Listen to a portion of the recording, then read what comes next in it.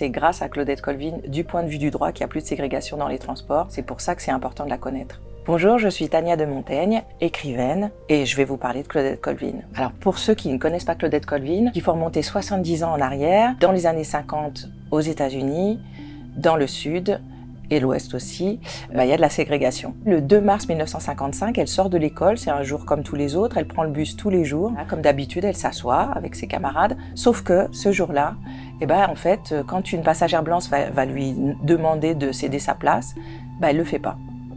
Donc elle reste assise. C'est un geste qui doit vous rappeler quelque chose parce que 9 mois plus tard, c'est le même geste que fera Rosa Parks. Et donc quand Claudette fait ce geste, c'est déjà là qu'il faut mesurer à quel point c'est un geste courageux, parce que en fait il y a une vraie question de vie ou de mort, c'est pas simplement de rester assise. Quand vous êtes dans un bus à Montgomery, dans l'Alabama des années 50, et que vous êtes noir, vous savez, et c'est la donnée très importante, que le chauffeur a tout pouvoir sur le bus et qu'il dispose d'une arme. Donc en l'occurrence, elle a de la chance, le chauffeur ne tire pas, il préfère appeler des policiers qui arrêtent Claudette au commissariat. Elle va maintenir l'idée qu'elle est non coupable et surtout elle va attaquer la ville, et ça c'est la première à faire ça. Alors pourquoi Claudette Colvin potentiellement vous la connaissez pas?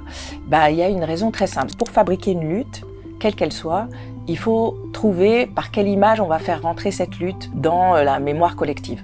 Le mouvement des droits civiques se dit maintenant, il faut, si on y va, il faut qu'on ait une personne qui soit irréprochable dans le sens où on ne puisse rien projeter des préjugés qu'on a sur les Noirs. Et donc en l'occurrence, Claudette, elle a plein de choses contre elle.